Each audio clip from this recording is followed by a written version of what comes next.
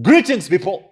It's Mr. PDT yet again on another episode of the Enlightenment series. So, the child of perdition, this one that is doomed to destruction, Chris Oyakhilome's abomination child, Daysman, has finally responded to his victim, and he is so proud of what he did. He is so proud of what he has been doing. And do you know where he get all this pride from? From the fact that he is Chris Oyakhilome's son. What can happen to Chris Oyakhilome's son? Nothing. Listen to what he said. I felt sorry for the poor lady. It was such a huge failure. People were cursing them in their own video. The guy had to start deleting comments and remarks, and he puts a laughing emoji. I ended up having more compassion for the person, and fulfillment and a deep sense of failure will set one on such a path. It wasn't worth our attention. If I could help promote it, I would have. What a life.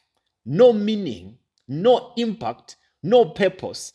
Alive but dead. So proud of what he did. Alive but dead. He knows he destroyed this young lady. And he knows he'll keep on destroying the lives, the destinies, the glory of these young ladies. This young boy is very pompous, but I wish if Chris Oyakhilome can hold his little brat on a tight leash, because his days are numbered. Chris Oyakhilome's own days are numbered. The young man is living in a bubble. The young man has grown and has lived all his life under the shadow of his father, Chris Oyakhilome. And the reason why he has this pride and this arrogance is because he knows the justice system in Nigeria will do nothing about this case. He knows that if his father can get away with all the atrocious things that he has done, him himself can also get away with it. I can tell you one thing for sure. Everything that Daysman does today, everything that Daysman is doing today, he has learned everything from Chris Oyakhilome. The blueprint that Daysman is using, he took it from his father. From him walking around, being surrounded by women, he learned all that from Chris Oyakhilome. Do you know how many cases Chris Oyakhilome has been accused of? Chris Oyakhilome, as you see him, as holy as he appeared to you, with his perm and white suits, do you know how many cases he has been accused of? Not only Chris Oyakhilome, his brother Ken, the one that was based here in South Africa.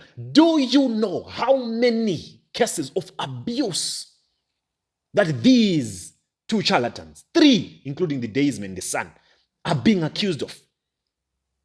But when you have money, you can pay your way out. But this year is not going to end. Just watch what is going to happen to Chris. Watch what is going to happen to Christ Embassy.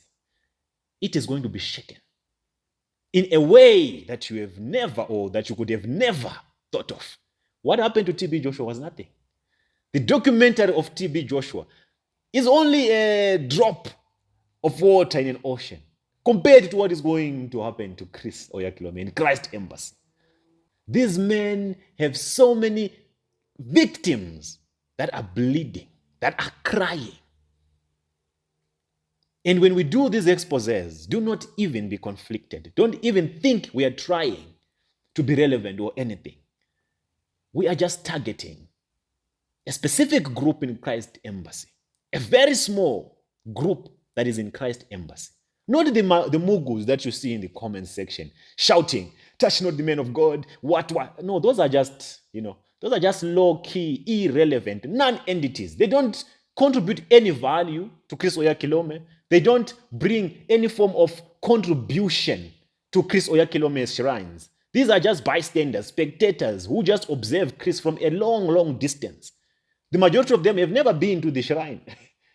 They just know Chris from the television or from social media or from pictures. The ones that we are targeting, my people, are those top-tier contributors, those with awards. Those are the ones that are smart.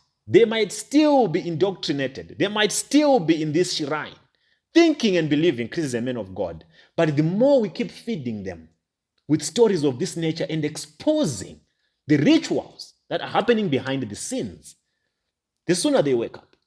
And the moment they wake up, they'll stop giving their money to these shrines. And when I say giving money, I'm not talking about your 2,000 naira that you donate as offering. You, a Mugu that is watching. I'm not talking about 20,000 naira that you give. I'm talking about people that can give 1 billion naira.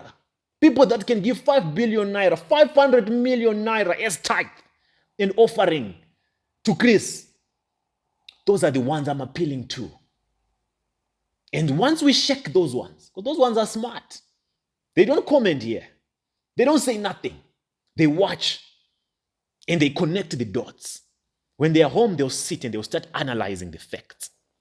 What are the chances that this might be true? What are the chances that this might be happening?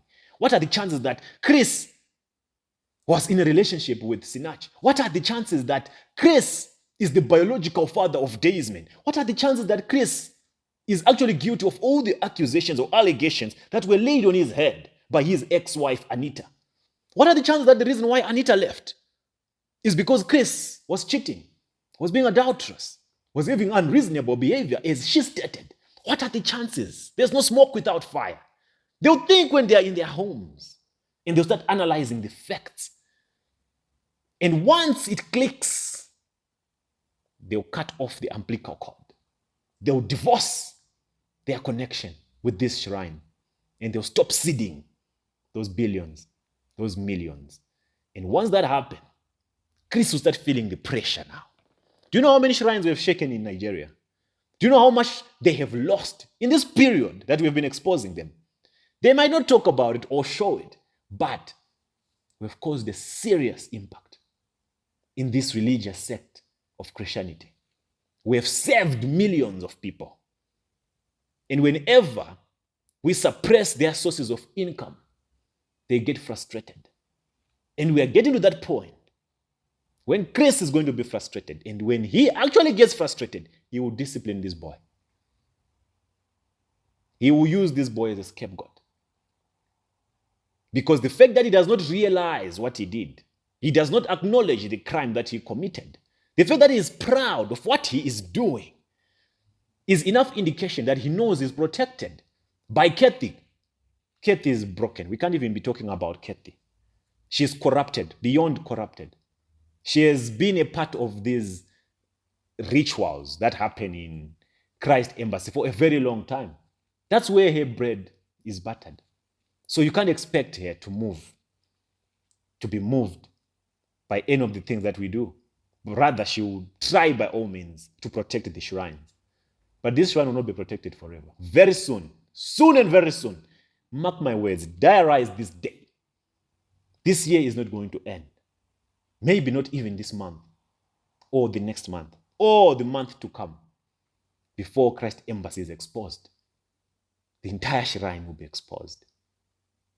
And the daysmen will pay for what he is doing and what he did to this young lady. They've been asking for evidence. Give us evidence. What evidence? Who are you for us to give you evidence? We are not here to try to convince you. We're just here to tell you what is happening. The young lady told you what happened to her. You believe it or not, for now, it's up to you. But for those that have reason, that have sense, they are connecting dots. We can't force the truth on you. We just present it. Whether you accept it or not, that's your own hokoso.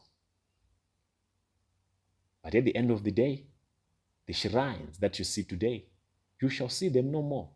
This little clown, this little brat called Desmond, that is protected by Chris Oyakhilome and Kathy, one day, you tell me a different story. You'll be put where he belongs. All these crimes to humanity will not go unpunished. A day is coming, and that day is upon us. My people, tell me what you think about this boy's behavior or him trying to shade the young lady. It's Mr. PDT, and I'm out.